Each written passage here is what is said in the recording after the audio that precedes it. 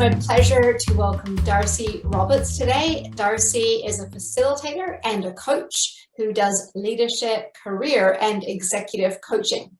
She has 25 years postgraduate experience, and as a certified coach, she's logged over 900 hours. Darcy is also a facilitator in Lego Serious Play. As well as having her own practice, she's one of the top coaches at Best Work Yet. Welcome, Darcy. Thank you. So, Darcy, I know you got a fun story about how coaching showed up in your life. So tell us about how that happened. Yeah. So the Reader's Digest version involves me turning 50, or on the verge of turning 50, and deciding that it was time to go to Morocco because I'd always wanted to go to Morocco. I saw a 17 magazine spread in my teens at some point with Phoebe Cates, if anybody remembers Phoebe Cates in Marrakesh. And it was like, that is such a beautiful place and it's so exotic, and I want to go. So I was about to turn 50. My husband and I, off we go to Morocco, and we were in this small group tour, and it was full of English people who all loved their jobs, their work. They loved what they did. They couldn't wait to get back to work. And I sat in the Sahara and cried because I thought, I don't want to go back to my job. I don't want to go back to the work I was doing. And I got home and wasn't happy. It was quite clear that I couldn't really carry on the way I was with the kind of work that I was doing. And so my employer and I parted ways, and within 2 weeks of me not working downtown anymore, I reached out to somebody I knew who was a coach, and I spoke to her about it, and I signed up for coaching without ever having been coached. So the secret, and I don't recommend that to anybody. That is not the approach I recommend to any of my career transition people. But it really was. Coaching found me, and I think what I can say around that is my intuition is one of my coaching superpowers, and I live my life with my gut. So that's one of those things. That's really cool. So tell us more about the that superpower, that coach superpower of your gut. Like, how does that?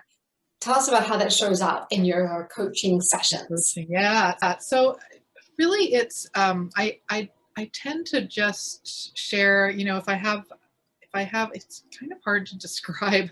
It's just, I'll just share something. I'll just say it feels like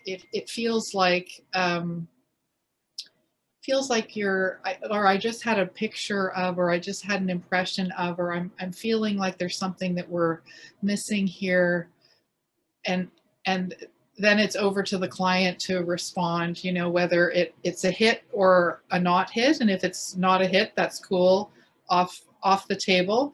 And if it is a hit, then my clients take it and go with it, or in some cases run with it. So it just adds something to coaching that, like, I wouldn't want to coach for myself who didn't trust their intuition. So I know that's one of your big things, right? It's like, you have this feeling or this sense that you're willing to say it, you're willing to go there.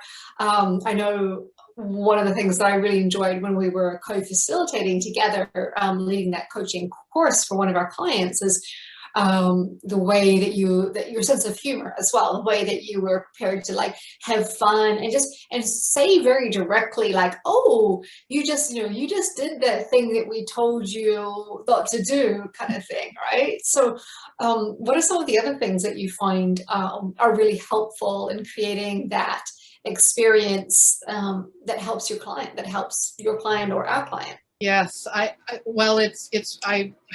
have Groucho Marx's words: "If you're not having fun, you're not doing it right." That's stapled to my forehead. It's one of those things that if if people like really, I think people need to have a sense of humor, and I'm always surprised when people don't. But it's interesting because in my coach training, I was doing an exercise with another coach trainee, and we were talking about our values, which is a big thing in coaching. We often talk about our values and how we show up in our work and our personal lives, whether we're in alignment with our values or not. And anyway, I had my list of values, and it was all the freedom and da da da da da da, which is another value of mine, but a strongly held value of mine. But the one that I completely missed was humor. And the person I was doing the exercise with said, "Okay, what about humor?" And I'm like, "Well, duh, like, yeah, of course, like, of course, if you can't have humor." He said, "Well, that's one of your values." I'm like, "Oh, yeah, I never thought about it like that." And so that to me has always been something to point people to. It's like we can't even imagine the world without the thing that we care about in it. It's like oxygen.